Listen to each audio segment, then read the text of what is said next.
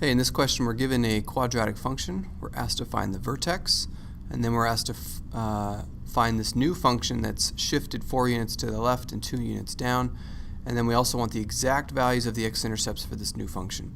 So having seen or read part A, B, and C, I think the best way to start this would be to first put this function in vertex form. Right now it's in standard form. So put it in a vertex form. I need this technique called completing the square. So y equals x squared plus 4x. What I do is I like to move this minus 4 over, and I want to make some room for completing this perfect square here. So take half of 4, which is 2, and square it, and I get plus 4. Half of 4, which is 2, and then square it, and I get plus 4. And then I just moved the whole function up 4 units, so I need to make sure I move it down 4 units so that I don't actually change the function itself. So this is now a perfect square.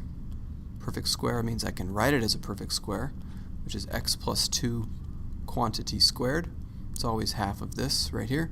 If you expand this, you will get this exact same thing. So this is the perfect square. And then minus 8.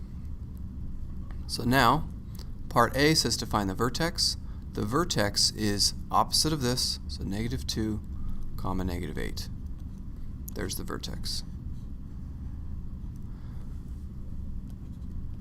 Part B says to shift the function 4 units to the left. So let's just draw a little axis here, see what we're doing. So right now, our quadratic is, this says it goes to the left, so that's 2 units to the left, and then we'll say that this is minus 8. Quadratic looks like that. So now it says to move it 4 units to the left, so it's going to go 4 units over here, over to minus 6, and then 2 units down to minus 10. So that will be minus 6, comma, minus 10.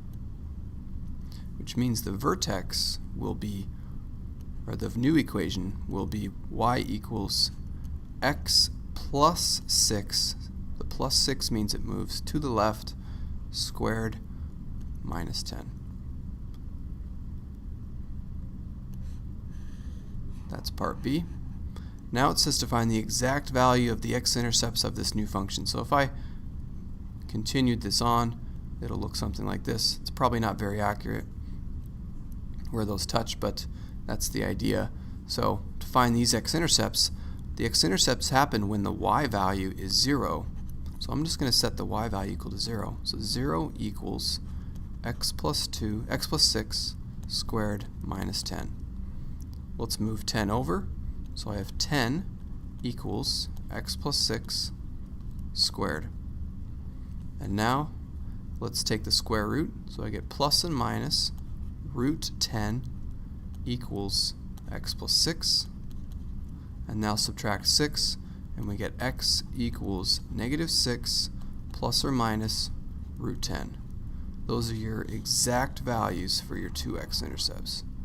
And root 10 is just a little bit bigger than 3. So negative 6 plus 3 should be right around here, about 3. That should be right around there. That seems pretty accurate. And negative 6 minus 3 point something. So that'll be down there. So there's your question.